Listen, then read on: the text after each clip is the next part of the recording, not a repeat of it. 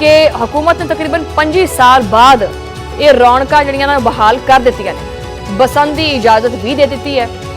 चंगा कदम है वैसे असीं मनदे हां, लेकिन हुकूमत की तरफों जिहड़ा ऑर्डीनेंस जारी किया गया इहदे उत्ते अमल दरामद तुहानूं की लगदा है कि कितना यकीनी बनाया जा सकता है ताकि किसी की जान नूं कोई खतरा ना हो?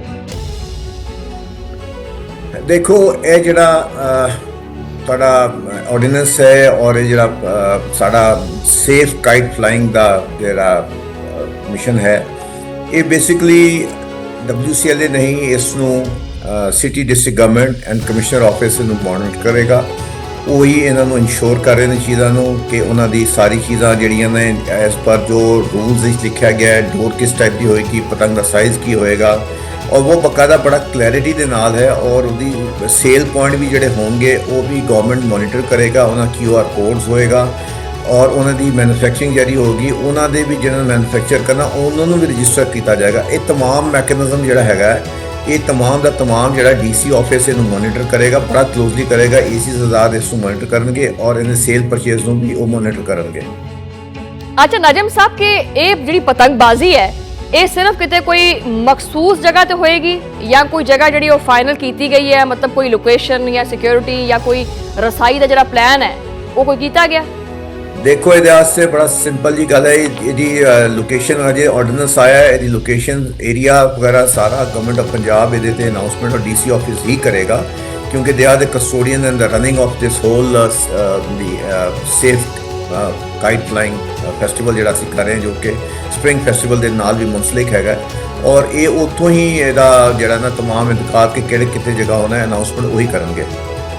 अच्छा काइट ऑर्डीनेंस दे विच जिहड़ा ना QR कोड या रजिस्ट्रेशन सिस्टम जिहड़ा ना वो शामिल किया गया, तुहानूं की लगदा वैसे कि पंजाब भर दे विच इस टैक्नोलॉजी नूं दुरुस्त तरीके नाल नाफिज किया जाएगा, मतलब इहदी गुंजाइश या इहदी कोई सलाहियत मौजूद हैगी? ये वो गल है जिहड़ी पॉसिबल है, इंप्लीमेंटेशन है। पहली तो गल है कि ਜਿਹੜੇ मैन्युफैक्चरर्स ने, ਜਿਹੜੇ होलसेलर्स ने या डीलर्स ने, वो सारे अपनी रजिस्ट्रेशन कराएंगे गवर्नमेंट ऑफ पंजाब को DC ऑफिस ਦੇ ਵਿੱਚ।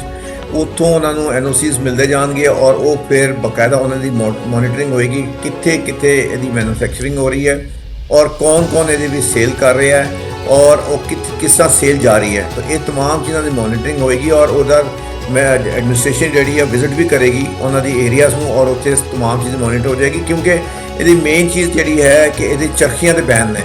अच्छा पिन्ना जो होंगे जी पिन्नी हैगी है वो पिन्नी नूं तुसी आम डोर ही वो लपेटी जा सकती है, जी खतरनाक डोर होंगी है वो पिन्नियां के उत्ते लपेटी नहीं जाती। याद हो कि इधर पीढ़ियां होंदी सी, एक जिहड़ा अड्डा लग्या होंदा सी जिहदे डोर मांझा लगदा सी ते एक रन जिहड़ा हो सी उहदी एक पीढ़ी बनदी होंदी सी, और जदों एक रन पूरा होंदा सी तो वो पीढ़ी पिन्नियां बनाने वाला वो पीढ़ी जिहड़ा तब्दील करदा सी।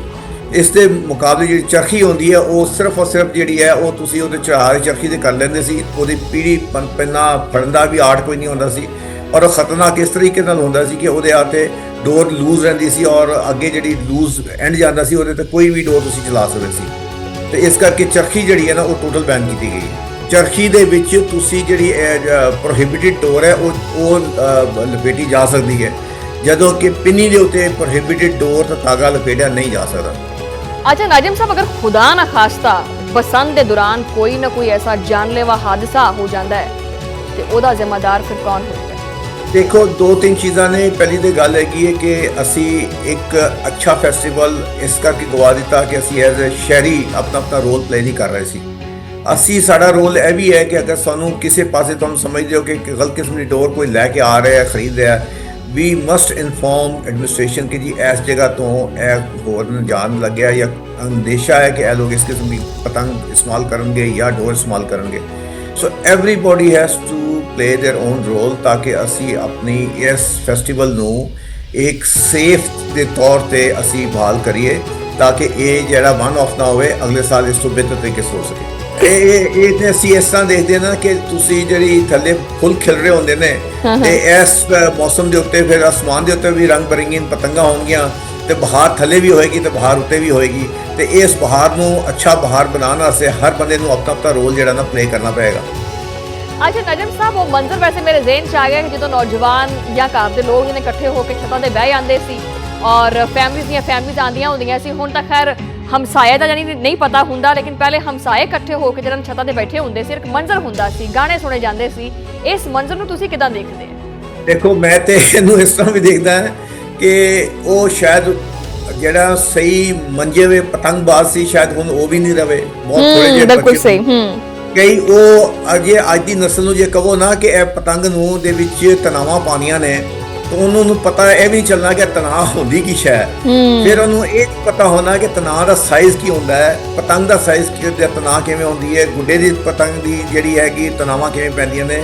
ਅਗਰ ਹਵਾ ਤੇਜ਼ ਹੋਏਗੀ ਤੇ ਤਨਾਅ ਅਗਲੀ ਛੋਟੀ ਕਰਨੀ ਜਾਂ ਪਿਛਲੀ ਛੋਟੀ ਕਰਨੀ ਹੈ। ਇਹ ਉਹ ਆਰਟ ਸੀਗਾ ਜਿਹੜਾ ਵਕਤ ਦੇ ਨਾਲ ਨਾਲ ਖਤਮ ਹੋ ਗਿਆ। ਤੇ ਮੈਂ ਸਮਝਦਾ ਕਿ ਇਹ ਹੌਲੀ ਹੌਲੀ ਚੀਜ਼ਾਂ ਜਿਹੜੀ ਨਾ, ਜਿਹੜੇ ਕੋਈ ਬੱਚੇ ਕੁਛ ਲੋਕ ਹੈ ਨੇ ਜਿਨ੍ਹਾਂ ਨੂੰ ਸ਼ੌਕ ਸੀਗਾ ਉਹ, ਔਰ ਹਜੇ ਪਤੰਗ ਉਡਾਉਣਾ, ਫਿਰ ਉਹਦੇ ਬਾਅਦ ਪਤੰਗਬਾਜ਼ੀ ਕਰਨਾ ਵੀ ਇੱਕ ਆਰਟ ਹੈਗਾ। ਹਰ ਕੋਈ ਉਹਨੂੰ ਆਮ ਤਰੀਕੇ ਨਾਲ ਉਡਾ ਨਹੀਂ ਸਕਦਾ, ਕਿਉਂਕਿ ਹਵਾ ਹੈਗੀ ਹੈ, ਕਿਸ ਪਾਸੇ ਦੀ ਹਵਾ ਹੈ, ਉਹਨੂੰ ਕਿਵੇਂ ਕਰਨਾ, ਪੇਚਾ ਕਿਵੇਂ ਲਗਾਉਣਾ। ਆਹਾ ਨਜਮ ਸਾਹਿਬ, ਵੈਸੇ ਤੁਸੀਂ ਕਿੰਨਾ ਵਧੀਆ ਜਿਹਾ ਲਫ਼ਜ਼ ਹੈ ਨਾ, ਇਹ ਪੇਚਾ ਦਾ ਇਸਤੇਮਾਲ ਕੀਤਾ, ਔਰ ਪੇਚਾ ਤਾਂ ਸੁਣੇ ਹੋਏ ਅਰਸਾ ਹੀ ਹੋ ਗਿਆ ਹੈ। ਇਹ ਪੇਚਾ ਲਫ਼ਜ਼ ਜਿਹੜਾ ਹੈ ਨਾ, ਇਹ ਸੁਣਨ 'ਚ ਤੁਹਾਨੂੰ ਕਿਹਦਾ ਲੱਗਦਾ?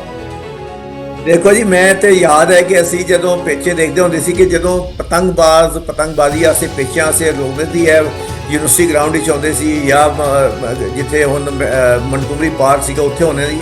ਉਹ ਪੇਚਿਆਂ ਦੀ ਪਾਰਟੀਆਂ ਇੱਕ ਪਾਸੇ ਖਲੋਤੀਆਂ ਨੇ, ਇੱਕ ਪਾਸੇ ਖਲੋਤੀਆਂ ਦਾ ਗੁੱਡੇ ਪਤੰਗਾਂ ਲੈ ਕੇ ਖੜੇ ਨੇ, ਉਹ ਗੋਟਾਂ ਦੀ ਗੋਟ ਉੱਤੇ ਚਲੀ ਗਈਆਂ ਨੇ। ਹਜੇ ਪੁੱਛਦੇ ਸੀ ਯਾਰ ਕਿੱਦਾਂ, ਕਹਿੰਦੇ ਹਜੇ ਪੇਚਾ ਲੱਗਿਆ ਨਹੀਂ, ਹਜੇ ਤੇ ਵਧਾਈਆਂ ਜਾ ਰਹੀਆਂ ਨੇ।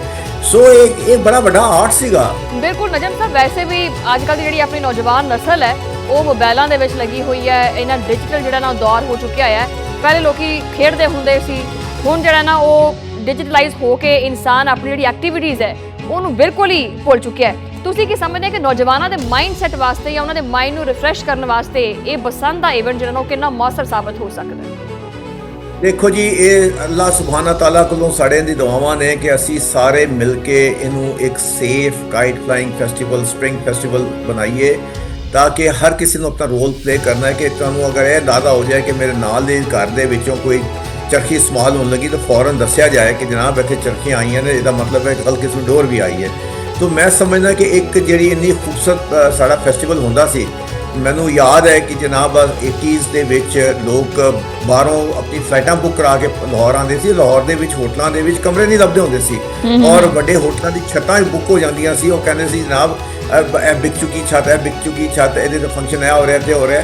ਸੋ ਮੈਂ ਸਮਝਦਾ ਕਿ ਇਹ ਚੀਜ਼ਾਂ ਉਹਨੇ ਜਿਹਨੂੰ ਬਹਾਲ ਕਰਕੇ ਅਸੀਂ ਇੱਕ ਮੁਆਸ਼ਰੇ ਨੂੰ ਇੱਕ ਅੱਛਾ ਸੇਫ ਤਫਰੀਹ ਨਿਜ਼ਾਮ ਅਗਰ ਦੇ ਸਕਦੇ ਹਾਂ, ਜੋ ਗਵਰਨਮੈਂਟ ਆਫ ਪੰਜਾਬ ਦੀ ਇੱਕ ਬਹੁਤ ਹੀ ਬੋਲਡ ਸਟੈਪ ਹੈਗਾ ਉਹ ਇਹਦੇ ਵੀ ਦੇ ਰਹੇ ਹੈ। ਤੇ ਆਈ ਥਿੰਕ ਹਰ ਬੰਦੇ ਨੂੰ ਆਪਣਾ ਰੋਲ ਇਹਦੇ ਵਿੱਚ ਅਦਾ ਕਰਨਾ ਚਾਹੀਦਾ ਹੈ। ਤੇ ਗਵਰਨਮੈਂਟ ਦਾ ਇੱਕ ਕਰਨਾ ਬੋਲਡ ਸਟੈਪ ਹੈ, ਉਹਨੂੰ ਸਪੋਰਟ ਕਰੀਏ ਔਰ ਆਪਣਾ ਰੋਲ ਅਦਾ ਕਰੀਏ। ਅੱਛਾ, ਇਹ ਇੱਕ ਸਕਾਫਤੀ ਇਵੈਂਟ ਹੈ ਕਿ ਬਸੰਤ ਦੇ ਦੌਰਾਨ ਹਕੂਮਤੀ ਸਤ੍ਹਾ ਦੇ ਉੱਤੇ ਕੋਈ ਪਤੰਗਬਾਜ਼ੀ ਦਾ ਜਿਹੜਾ ਇਵੈਂਟ ਹੈ, ਵੈਸੇ ਤਾਂ ਹਕੂਮਤ ਕਰਦੀ ਰਹਿੰਦੀ ਬਥੇਰੇ ਇਵੈਂਟਸ, ਕੋਈ ਇਵੈਂਟ ਮੁਨੱਕਦ ਕੀਤਾ ਜਾਏਗਾ ਜਿੱਥੇ ਹਕੂਮਤ ਦੇ ਖੁਦ ਜਿਹੜੇ ਮੁਜ਼ਰਾ ਨੇ ਉਹ ਵੀ ਸ਼ਾਮਲ ਹੋਣ, ਅਫਸਰਾਨ ਵੀ ਹੋਣ ਤੇ ਅਹਿਲਕਾਰ ਵੀ ਹੋਣ, ਤੇ ਉਹ ਸਾਰੇ ਰਲ ਕੇ ਪਤੰਗਬਾਜ਼ੀ ਦਾ ਮੁਜ਼ਾਹਰਾ ਕਰਨ? ਹਜੇ ਤੇ ਇਸ ਚੀਜ਼ ਹਜੇ ਤੇ ਗਵਰਨਮੈਂਟ ਇਸ ਚੀਜ਼ 'ਤੇ ਫੋਕਸਡ ਹੈਗੀ ਕਿ ਰੂਲਸ ਔਰ ਇਹ ਚੀਜ਼ਾਂ ਤਮਾਮ ਜਿਹੜੀਆਂ ਨਾ ਇੰਪਲੀਮੈਂਟੇਸ਼ਨ ਔਰ ਇਹਦੀ ਇੰਪਲੀਮੈਂਟੇਸ਼ਨ ਸੇਫ ਕਿਸ ਤਰ੍ਹਾਂ ਬਣਾਉਣੀ ਹੈ। They are working day and night, all the administration, everybody is working day and night ताकि इसको safest possible ਅਸੀਂ ਕਰ ਸਕੀਏ। इंशाल्लाह अल्लाह ताला ਦਾ ਹੁਕਮ ਹੋਏਗਾ ਤੇ ਇਹ ਬੜਾ ਸੇਫ ਹੋਏਗਾ इंशाल्लाह।